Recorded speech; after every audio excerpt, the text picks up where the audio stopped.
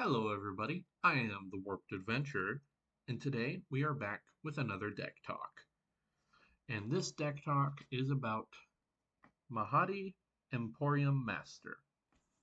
Mahadi is a 3/3 who costs 3, colorless black and a red. On your end step, you create a treasure for each creature that died this turn. Importantly, it's not just your own creatures. However many creatures died, so like how many creatures you had, your opponents died this turn, your creatures, everything. And so, I think it is clear that this deck is mainly going to be focused on killing your own stuff to kill your opponent's stuff as well. So we got 30 basic lands in here with 6 non-basics. We got Bajuka Bog, just for a little bit of graveyard hate. We got Dragon Skull Summit. We got Smoldering Marsh, Temple of Malice, Black Cleave Cliffs, and Command Tower. Pretty obvious ads, mainly just color fix, but a little bit of graveyard hate for in case some other deck is popping off with the graveyard too. But this deck doesn't really use the graveyard as much as others. So, starting off, we have, I guess we'll start with board wipes. We have 2 of them.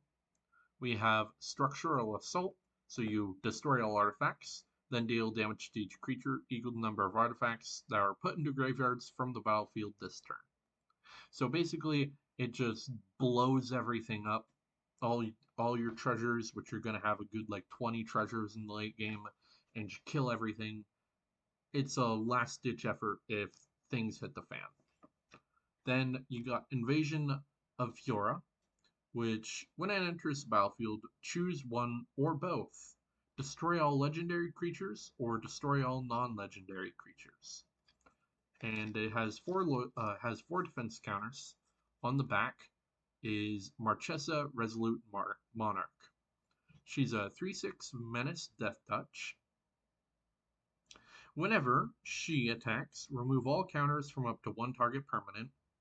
And at the beginning of your upkeep, if you haven't been dealt combat damage since your last turn, you draw a card and lose a life. Mainly there for the board wipe, but the extra part on the back is nice. We only run 2 mana rocks in this deck because the treasures make up most of them. So we got Soul Ring for an obvious add, and Patriarch's Seal. Tap, add 1 mana of any color. Nice. And you can pay colorless tap to untap target legendary creature you control. There's a decent amount of legendary creatures in here that tap to activate abilities. And so it's in here just to let you do that twice a turn, which can be super good. Or if you just need a blocker up or something, it's quite a wide variety you can do with it. Now for recursion. We'll start with a self-recursion boy of reassembling skeleton. It's in here just so that way you always have access to something that you can kill to shoot things, which this deck adores, because the more things you can kill, the more treasures you get. Then we have the actual recursion.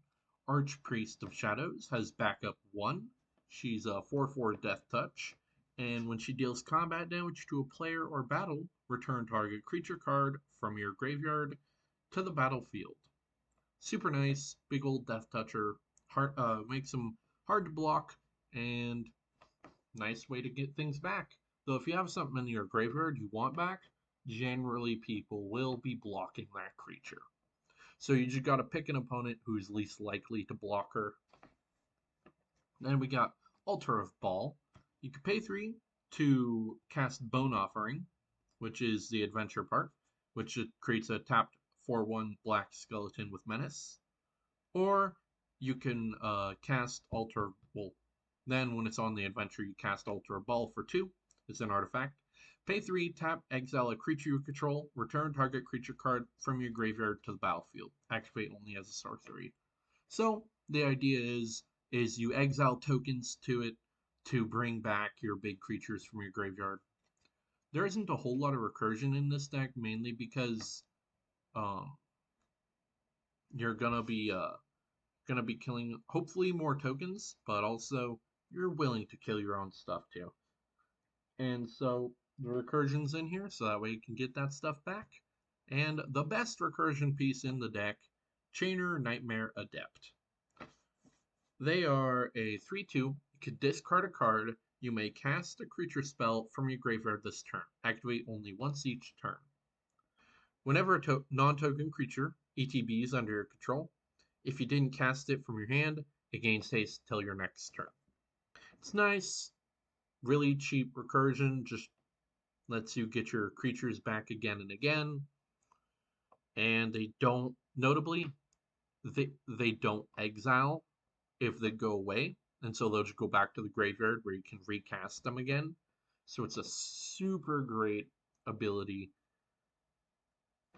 It's just really nice. Then we'll move on to the extra treasure stuff. So we'll start with an obvious ad, Kalanin Reclusive Painter. He is a 1/2, or she, they, I don't know. I'll say she is a 1/2. When she enters the battlefield, create a treasure, and other creatures you control ETB with an additional 1/1 counter on it for each mana from a treasure spent to cast them. Really nice. You can make big creatures for using your treasures, and you make a lot of treasures here, so super nice. Only costs 2, so if anything, you pay 2, drop it to get a treasure. And Lobelia, Defender of Bag End. She's a 2/2. When she enters the battlefield, look at the top card of each opponent's library and exile those cards face down. You can tap, sacrifice an artifact, choose one. Until end of turn, you may play a card exiled with Lobelia without paying its mana cost. Or you can do each opponent loses 2 life and you gain 2 life. So after you run out of cards you can use with Lobelia, you could just start leaking your opponent's life and gaining your own. Always nice. But main thing is a little bit of extra card advantage without using your own deck to do it. Then another obvious ad of Academy Manufacturer. This card is broken in this deck. It's a 1/3 for 3. If you would create a clue, food, or treasure, instead create one of each. If you would create a clue, food, or treasure token, instead create one of each. So, yeah, basically, on your end step, you get 5 treasures because 5 things died. You actually get 5 treasures, 5 food, and 5 clue. It's super nice. It can get you extra card draw. It can get you extra life gain while still giving you the mana. Excuse me. Another nice ad is Inspiring Statuary. Non-artifact spells you cast have improvise. Normally you'd see this in an artifact deck. However, it works really nicely in this deck because you get a lot of treasures. And so you're not having to sacrifice those treasures to pay for colorless mana. Super good. So they'll stay on the field even after you use the improvise. And if you really have no other treasures, it's 3 mana that can tap a mana. Now for the important part, which is the stuff that picks apart your opponent's board. First, you have Hammer Fist Giant. Cost 6 for 5/4, and you tap, deal 4 damage to each creature without flying and each player. Keep in mind, if you don't have a way to buff him up 1 more health, he will kill himself as well. So you gotta maybe reduce the damage dealt to your stuff somehow, or buff his health up with just using Reclusive Painter to give him 1/1 counter or something. Regardless, you just gotta, or you can just kill him to blow stuff up. And it will also kill Mahadi, So I suggest using Hammer Fist Giant and then casting Mahadi. That way, end step, you still get all those treasures because he doesn't have to see the treasures enter. He doesn't have to see the creatures dying to give you the treasures. He just he just needs things to die, regardless of if he's out or not. Which is why it's so nice. It's an end step trigger. Sure, you don't get him during your turn, but it also means he doesn't have to be out to see the creatures die and give you the treasures. Next, we got Rankle and Torbrand. 3/4 flying, first strike, haste for 5. Whenever the Rankle and Torbrand deal combat damage to a player or battle, choose any number. Each player creates a treasure. Each player sacrifices a creature, and if a source would deal damage to a player or battle this turn, it deals that much damage plus 2 instead. Super nice. It can make us give everyone a treasure, maybe make people like you a bit more. You can also make everyone sack a creature, so on end step that's like 4 extra treasures and extra damage if you wanted after combat start shooting people, which is a thing this deck likes to do. Next, you got Tasabo Tavok. She is a 7/4 first strike protection from legends. She's an old creature, so it just means legends are just legendary creatures, if you didn't know. Uh, and she costs 7. Ouch, but you know, you have enough mana to be able to handle that. You pay 2 black, tap, destroy target legend, it can't be regenerated. Super nice. It can also be kind of mean, so keep that in mind. But yeah, she can handle your opponent's nasty legendary creatures or stuff like that. Just keep in mind they can easily see that she's there. So you have that. Next, we got Zagras, Thief of Heartbeats. 4/4, he costs 1 less for each creature in your party. He's a flying death touch haste. Other creatures you control have death touch, and whenever a creature you control deals combat damage to a player, to a planeswalker, not a player, that would be disgusting. But whenever a creature you control deals combat damage to a planeswalker, destroy that planeswalker. He is disgusting. And notably, any of your creatures that deal damage to other creatures that have death touch, if you're dealing, sorry, like Sanctuary Priest. Whenever another creature you control dies, deal 1 damage to any target.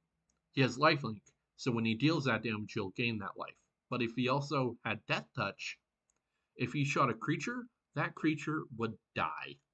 It just dead. Super nice. And yeah, that's Sanctuary Priest as well. He's a 2/4 lifelink for 4. And things that whenever your stuff dies, he shoots targets. And any target means you can shoot creatures as well. And so you can just keep killing things, end step, mass a bunch of treasures. Super fun. Next, we got Judith the Scourge Diva. She's a 2/2. Other creatures you control get +1/+0. Whenever a non-token creature you control dies, Judith the Scourge Diva deals 1 damage to any target. More ways to shoot any target could be your opponent's face, if that's what you're going for, or it could be your opponent's creatures, which is more likely what you're going to be going for. Kill their stuff, get more treasures, repeat. Next, we got Fire Ants, which 2/1 costs 3. You could tap them to deal 1 damage to each other creature without flying. So, yeah, you just tap them and you kill basically all tokens except for thopters and birds and whatever. And then mass a whole lot of treasures. Anything that shoots each creature that is a creature to do it is super nice. And it specifies other as well. So unlike the Hammer Fist Giant, it doesn't kill itself to do that. Next, we got Pestilence. It's 2 black, 2 colors for an enchantment that has, you can pay a black, Do 1 damage to each creature and each player. If there are no creatures in play at the end of any turn, Pestilence must be destroyed. You sacrifice it on end step if there's no creatures in play. It's an old version, so it reads really poorly, but it's still really nice. You start paying black to shoot everything, get a whole bunch of treasures, maybe even just deal with the whole board, and stays out until there's nothing left. Next is probably the best card in the deck, Goblin Bombardment. Sacrifice a creature, Goblin Bombardment deals 1 damage to any target. Perhaps not the best in the deck, but surely one of the best. Because you just sacrifice a whole bunch of creatures, start shooting any target, pick apart your opponent's board. So much things you can do with it. Super nice. Now, devils, demons, that sort of stuff. You got Kardur the Doom Scourge. He's a 4/3 for 4. When it enters the battlefield, until your next turn, creatures your opponents control attack each combat if able, and attack a player other than you if able. And whenever an attacking creature dies, each opponent loses 1 life and you gain 1 life. It incites your opponents to attack each other, and it makes your opponents attack each other, and you can gain some life, you can soak your opponent's lives, and yeah. Keep in mind, you might become a threat after playing that, so just keep keep that in mind. It could become an issue for you as well. Then you got Orcus, Prince of Undeath. He is a 5/3 demon, flying trample. When he enters the battlefield, choose one. He costs 4 and X. When he enters the battlefield, choose one. Each other creature gets minus X until end of turn. You lose X life. Or return up to X target creature cards with total mana value X or less from your graveyard to the battlefield. They gain haste until end of turn. So he can either possibly be a board wipe or a semi-board wipe, or he could be graveyard recursion for you.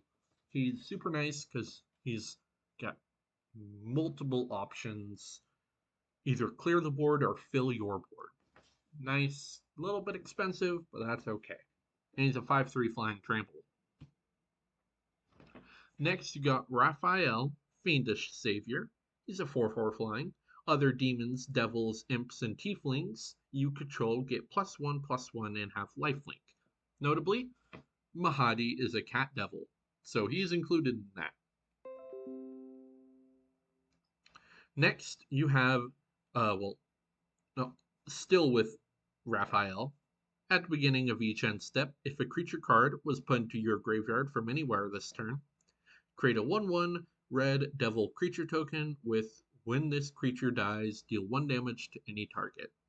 You love having devils in this deck because you kill them and you shoot a target, possibly kill another token. It's super nice. Next, you got Zerzoth, Chaos Rider. I added him mainly because he's fun and chaotic and great, and also he creates devils. Whenever an opponent draws their first card each turn, if it's not their turn, you create a 1/1 red devil creature token with, when it dies, shoot a target for 1. Whenever one or more devils you control attack one or more players, you and those players each draw a card and discard a card at random. Again, chaotic fun. Everyone loves chaotic fun. Next, we got Devilish Valet. This technically could be a win con. He is a 1/3 trample haste. Whenever another creature enters the battlefield under your control, double his power until end of turn. Let's say you're thinking of you're about to attack with your Krenko 10 Street Kingpin, and he already has 7 counters on him, so you're about to make 8 goblins. Play Devilish Valet before combat. Then swing with both of them, and then double Devilish Valet's power 8 times. So it would be It'd be over 500. Yeah, that's just a one shot, and it's trample and haste, so it's just you know he's moving over to the win cons because that's simply why he's in here is just punch someone in the face for a really really big number. Next we have the death triggers. There's other death triggers, but death triggers. Sangir, the Dark Baron. He's a 4/4 flying. Whenever another creature dies, put two 1/1 counters on Sangir, the Dark Baron. That counts whenever anybody's creatures die, by the way, and so for every creature that dies, he gets two bigger. Whenever another player loses the game, you gain life equal to that player's life total as the turn began. So basically, the turn they died at the beginning of that, however much life they had, you gain that much. And so basically, if the the higher life total they were at before they died, the better. Um, and then we got Gadrak the Crown Scourge. He's sort of like your Commander Mahadi, but he doesn't count tokens. He's a 5/4 flying for 3. Can't attack unless you control 4 or more artifacts. That's easy to do here. And at the beginning of your end step, create a treasure token for each non-token creature that died this turn. He's so Mahadi's really just a better Gadrak. Um, but he's in here because the more treasure, the better. And counting almost double is really good. Next, we got Garna, Bloodfist of Keld. This could it's really nice. It can punch your opponents extremely hard. She is a 4/3 for 4, colorless of black and 2 red. Whenever another creature you control dies, draw a card if it was attacking. Otherwise, Garna, Bloodfist of Keld deals 1 damage to each opponent. The more stuff you kill on your board, the more you punch your opponents in the face. And everyone loves to punch people in the face. Quote me on that.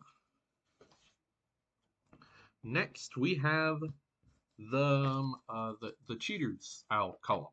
These guys cheat. We got Vargoth, the Bloody Skysire. He's a demon, but he didn't go in there because reasons. Uh, Anyways, he's a 2/3 with Boast. 2, target player searches their library for a card, then shuffles their library and puts that card on top of it. So when he attacks, you can pay a colorless and a black, and if for some reason you want to, you can have anybody fetch their library for a card they want, shuffle and put it on top. Mainly you're going to do that to yourself, like almost 99% of the time. But if you want to be nice for some reason, go ahead. Then we got Lagomos, Hand of Hatred. He's a 1/3. At the beginning of combat on your turn, create a 2/1 red elemental creature token with trample and haste. Sacrifice it at the beginning of the next end step. You can tap Lagomos to search your library for a card, put it into your hand, then shuffle. Activate only if 5 or more creatures died this turn. He doesn't care if they're tokens, he doesn't care whose creatures they are, he just wants things to die. And this deck does that in spades. Next, we got Nightmare Shepherd. For a sort of recursion, but not quite, and he's a 4/4 demon for 4, flying. Whenever another non-token creature you control dies, you may exile it. If you do, create a token that's a copy of that creature, except it's a 1/1 and it's Nightmare in addition to its other types. So, you just turn it into a 1/1 and bring it back. It's always nice.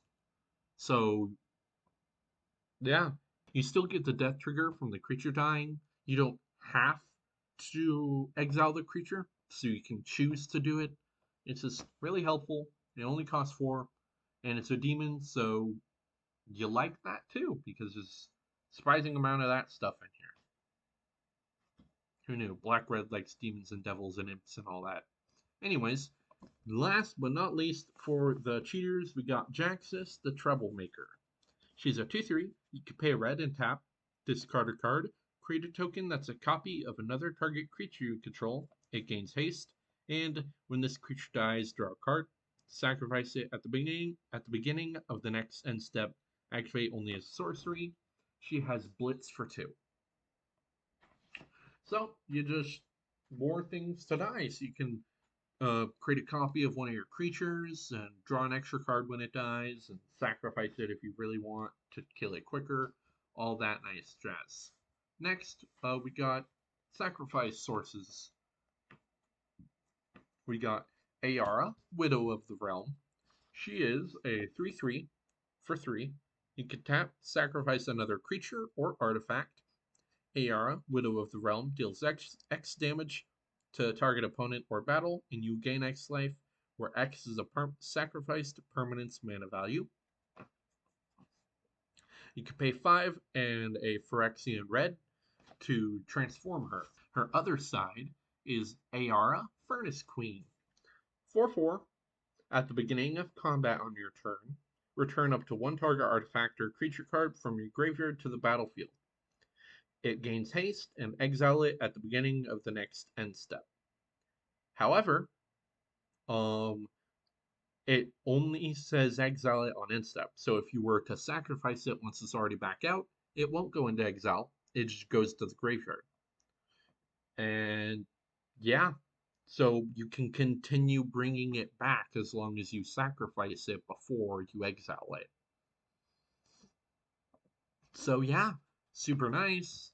She is actually better than I thought because I didn't realize that she doesn't exile it if it goes anywhere else. So you can do fun things with her.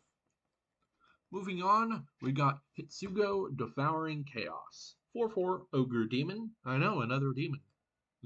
4/4 for 4. You can pay a black, sack a creature, discard 2.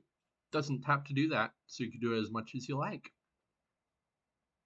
And you can pay 3, tap, exile top card of your library. You may play that card this turn. When you exile a non-land card this way, Hitsugo Devouring Chaos deals damage equal to the exiled card's mana value to any target.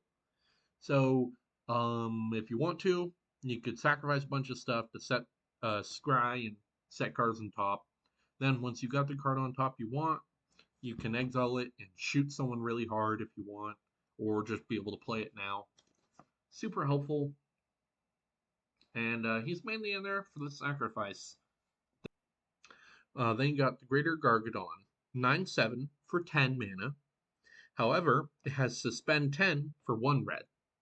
So you can pay a red to suspend a 10 and put 10 time counters on it. Every upkeep you remove a time counter. When there's none left, you cast it for free. Greater Gargadon has the ability sacrifice an artifact, creature, or land, remove a time counter from Greater Gargadon, activate only if Greater Gargadon is suspended. Mainly, he's there for the sacrifice source, and you can do it at any time. You can do it in response to stuff, start removing counters from it, dump a big old creature on board, or get death triggers, or many, many things you could do. Moving on to token creation. First, we have probably the saddest way of creating tokens here is Totenez Swarm Piper. 2/3, whenever he or another non-token creature you control dies, create a 1/1 black-red creature token that can't block. Pay 2, target attacking rat you control gains Death Touch until end of turn. Target attacking rat gains Death Touch until end of turn if you pay 2.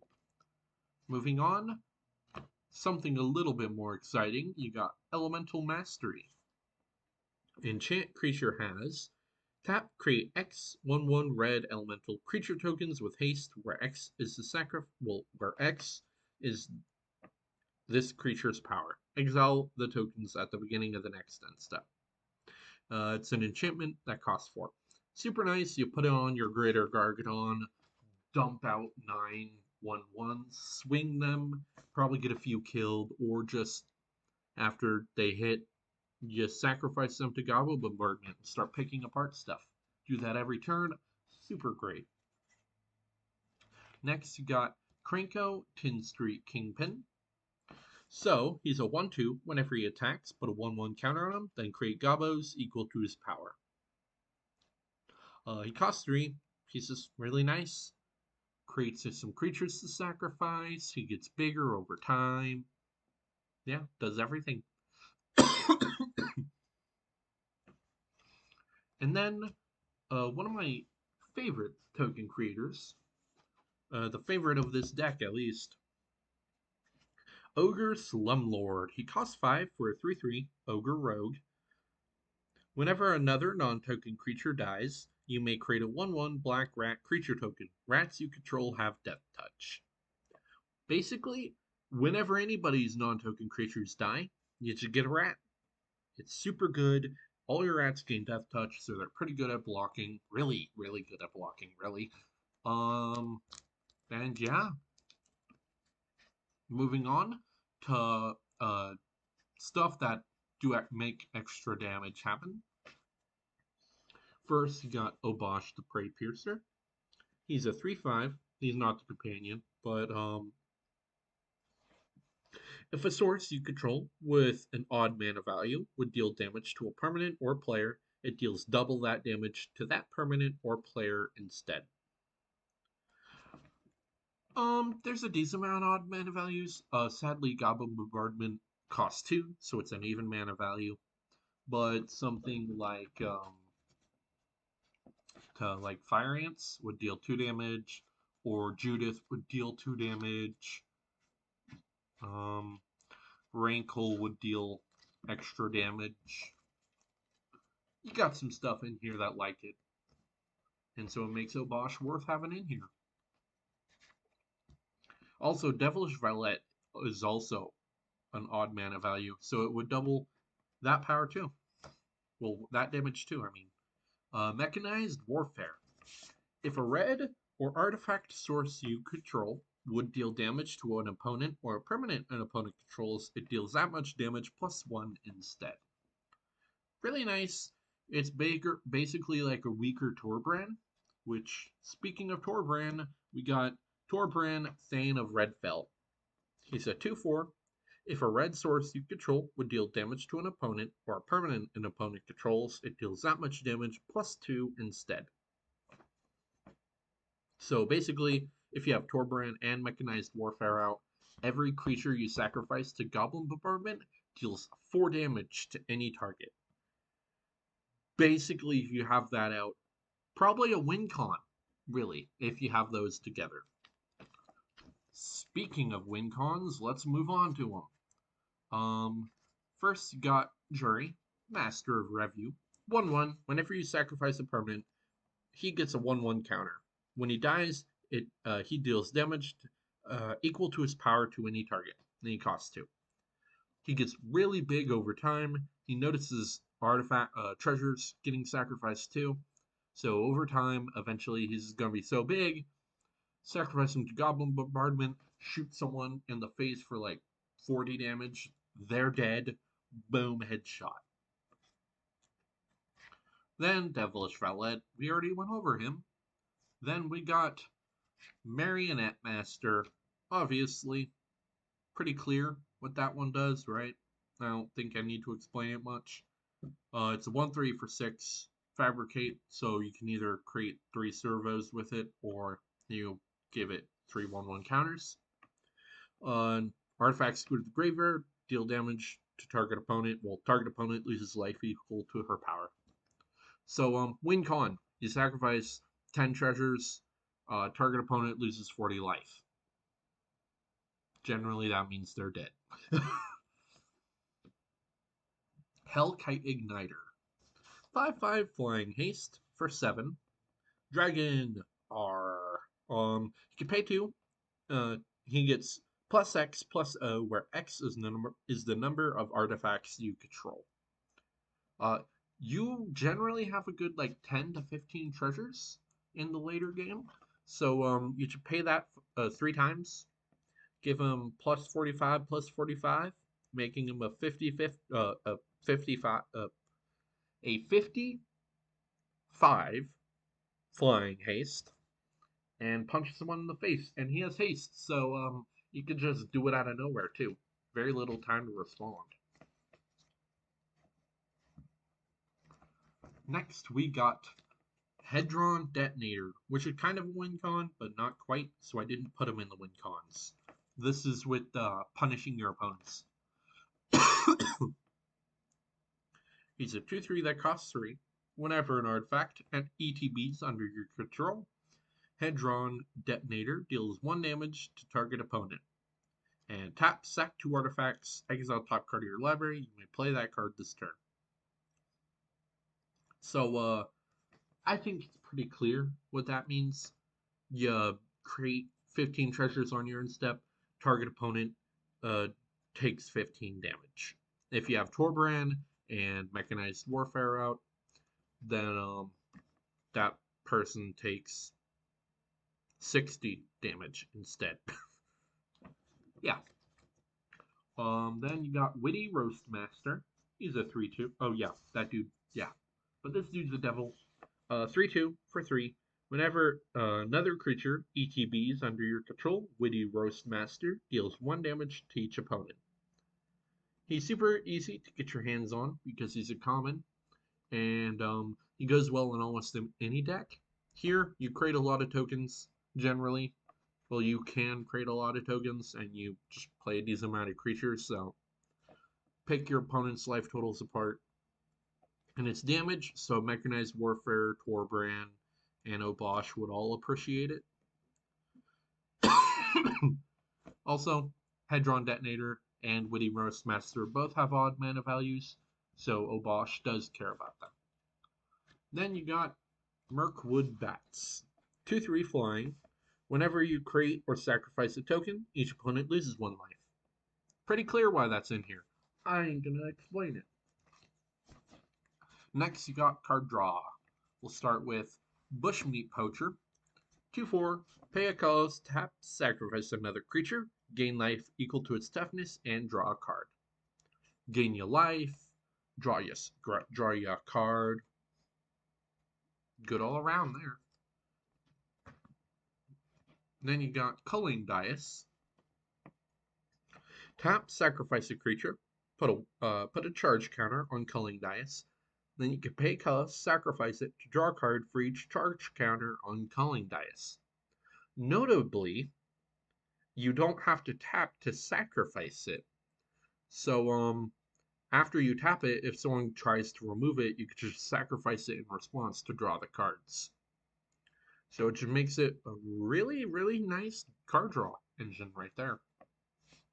Next is Harvester of Souls. It's a 5/5 demon for 6, Death Touch, and whenever another non-token creature dies, you may draw a card. Doesn't care if it's your opponent's creatures, doesn't care if it's your creatures, you just draw cards when stuff dies, and you kill things a lot. So, and finally, we have Loxodon Warhammer. Equipped creature gets +3/+0, has trample and lifelink, cost 3, equip 3. Really nice. Put it on your Hellkite Igniter, gains trample and lifelink, and lets you survive your opponent's next thing. But the big thing, you put it on something like Garna, Bloodfist of Keld, and you gain 1 life. Well, you gain life for each opponent you deal damage to. Or if you put it on the Jurymaster Review, when he dies, you shoot a target, and well, I guess he wouldn't be there anymore, huh? Still, point being is super good. You put on Witty Roastmaster, you gain the life for it. Hedron Detonator, you gain life for it. Super good amount of stuff you could do with it. Or you could just straight up put it on your commander if you have nothing else, and it's a 6/3 trample lifelink. Nice life gain, nice trample. It's just good all around. And yes, that is my treasure deck, led by Mahadi Emporium Master. I hope you all enjoyed. If you did, perhaps think about subscribing. Leave a like if you feel like it. Um, I hope you all enjoyed the video. Stay safe, stay healthy. Peace out, guys.